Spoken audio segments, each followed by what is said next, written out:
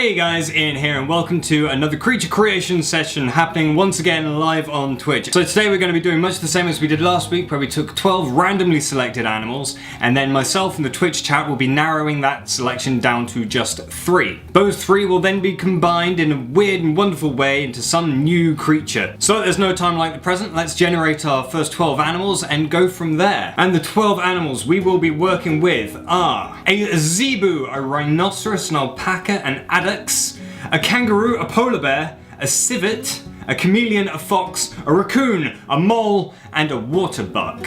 So with those 12 animals, I'm going to put them into a straw poll and then allow the Twitch chat to select which 3 animals I then combine into our final creature.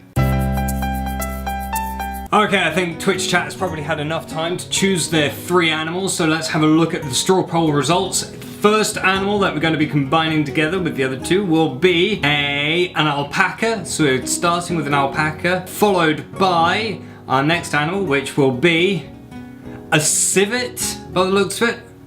We've got a civet and a polar bear are joint neck and neck, so maybe we'll take a few attributes from a polar bear as well. And the final animal that we're going to be looking at is the fox. So we're going to be doing a fox, alpaca, civet with possibly a few polar bear attributes as well. Let's jump straight over into Photoshop and see what we can come up with. Not really being sure where I wanted to go with this animal, I started by taking some of the larger, more recognizable shapes and forms from the animals that I had. In particular, I started by taking the very recognizable shape of the fox and the alpaca and combining those together, but I wasn't really happy with the silhouette that I was forming. So instead I took the alpaca's body and the polar bear's body and combined them together and then added in some attributes from the fox on top of that. After doing this, I got a silhouette I was much happier with, but it wasn't until I started swapping out some of the fox parts for the civet parts that I really feel that this animal really started to become something that we could turn into something awesome. So after a little bit of time in Photoshop, we've managed to splice these animals together and we've come up with something that both me and the Twitch chat have agreed is pretty cool. So we ended up first of all coming up with this guy, which was a fox head on top of a polar bear's body with an alpaca's neck and the civet's tail. Twitch chat suggested that we change the civet and the fox attributes around. So what we ultimately ended up with is this guy. We have a civet's head with an alpaca's neck and fro, as well as the fox's tail and the polar bear body. We're going to be using the markings from both the civet, the polar bear, and the fox. The legs are going to be part polar bear and part alpaca. This thing is going to be a true amalgamation of all of the creatures that we've got. So now that we've got some idea of where our creature is going, it's time to really start honing in on our creature design and start working on our final piece.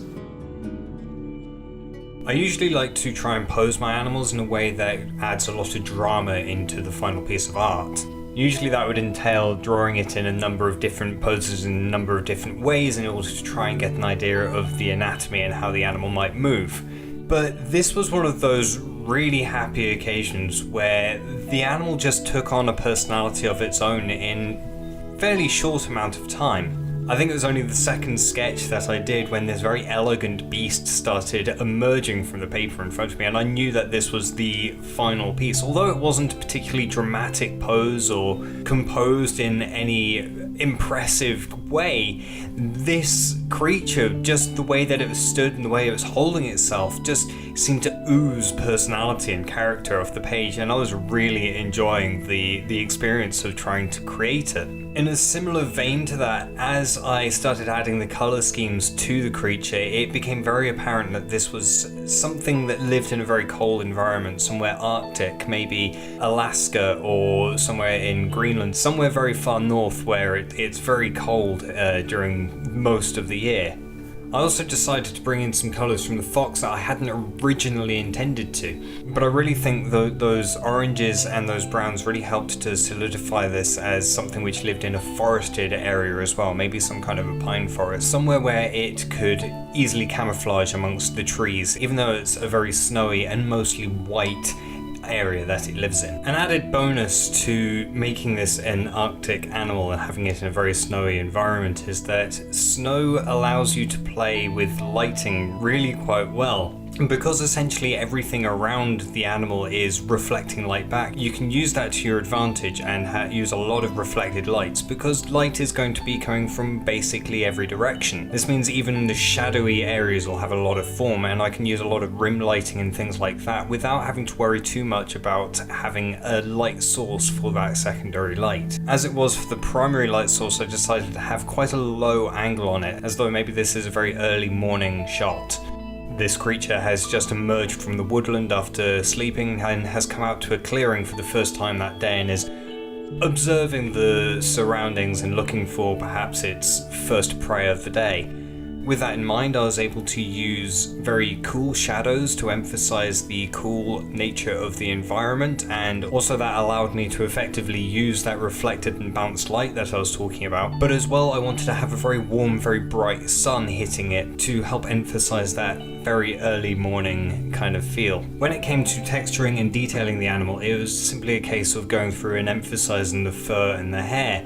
In this case, this was a relatively simple task. I was using very coarse and very shaggy looking hair, which isn't too much of a problem to do in this style. If it had been something a bit more fluffy, like a kitten, or maybe I had been using the fur from the polar bear more so than the alpaca and the civet, then I would have had a little bit more trouble. Fur isn't my strongest point, especially when it comes to finer hair or fluffier hair, but in this instance, because I was going for a much coarser look and a much more shaggier look, I was able to rely on the technique for hair and fur that I would normally do in this instance. If you look back at some of my older paintings, then you'll see that a lot of the fur is done in this style, which ends up looking much coarser than perhaps I would like for some creatures, but here it worked quite well.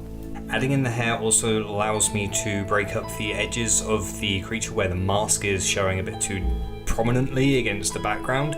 And also on some of the edges I can really emphasize the 3D form of the creature by really bringing out that rim lighting and really brightening up some of the edges of that hair.